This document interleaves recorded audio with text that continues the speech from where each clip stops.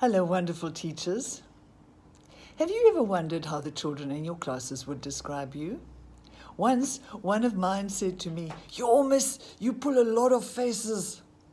Although we all laughed at the time, I wondered afterwards whether my face pulling, of which I'd been completely unaware, was perhaps a distraction in the learning process. However, what the child had said had made me more aware of what I was doing in the classroom. And as my awareness grew, I realized that I do indeed pull a lot of faces. I've probably pulled a lot of faces in these videos. It's a part of who I am and how I teach. It's a part of my teacher identity.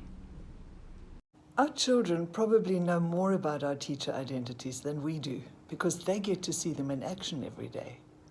They get to experience them in their full roundedness, and sometimes they're more aware of the things that we do than we are. Think back to your own experiences of teachers at school, because what you'll be remembering about them will be their identities as teachers. You will remember the ways that they treated you and the ways that they behaved in a classroom. Our teacher identities are those parts of us that enter the learning space and interact with children. They're very possibly the strongest influence in how and what children learn. Sometimes we're so busy thinking about what we should be doing that we stop thinking about how we're doing it. And yet it is how we are doing it that is of real importance. Our teacher identities are the who and the how of teaching, instead of the what and the when. Who we are as teachers affects the children very deeply, and in fact it governs all of our actions in and around the classroom. Each one of us has a teacher identity that is as unique and personal as our human identity, and we can't really separate them because the one strongly influences the other. But there are also other influences on our teacher identities that sometimes we're not so aware of. For example, each one of us is deeply influenced by the school at which we teach and by the culture of that school. The management of that school, the environment, and the context also strongly determine the kind of teachers that we're going to be and the ways in which we approach our work. If a management is supportive and openly values the work that we do, we're going to enter the gates of our work with much more positive attitudes. The internal forces that create our teacher identities are very strong, but they're also very subtle. One of these forces is our personal set of values. And I don't want to spend too much time on these here because there's a whole video coming that is dedicated to exploring them.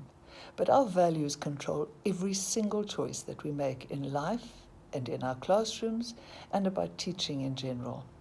Our values also control our attitudes, which in turn influence our identities as teachers. Who we are as teachers is also built around what we know, and this includes informal and formal knowledge. Informal knowledge is the knowledge that we gain from experience, while formal knowledge is the information that we acquire through study and reading. Like our personal identities, our identities as teachers can change over time as they become influenced by our experiences in the classroom and in the general world of education. As we come to know more, we shift and expand to accommodate that knowing. When we enter a classroom, we enter as a complex, complicated human being. We bring our histories with us, our beliefs about much more than just teaching, and our spirituality. And we combine these with our professional knowledge to create very unique teacher identities. When we become more aware of our identities as teachers, we also become more aware of the ways that we affect the children. This awareness of identity is informed by our experience in the classroom and could take a long time to develop. Some teachers never become aware of who they are and of how they mark children. This can be damaging for both teachers and children. You've probably seen examples of these people in staff rooms, bitter, unhappy teachers who do not like their work at all. And the worst thing is that the children feel this and know it. Becoming aware of our identities as teachers changes us because we also become aware of the ways that we deeply influence the children and the ways that they respond to us. Often, this awareness begins an internal professional development because once we know something, we can't unknow it. If you think about it, teaching is a very isolated profession.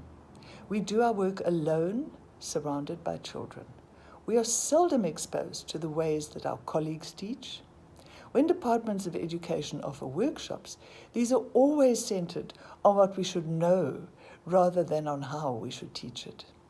So there's really very little opportunity for external professional growth. But when we become aware of our identities as teachers, a whole new world opens to us.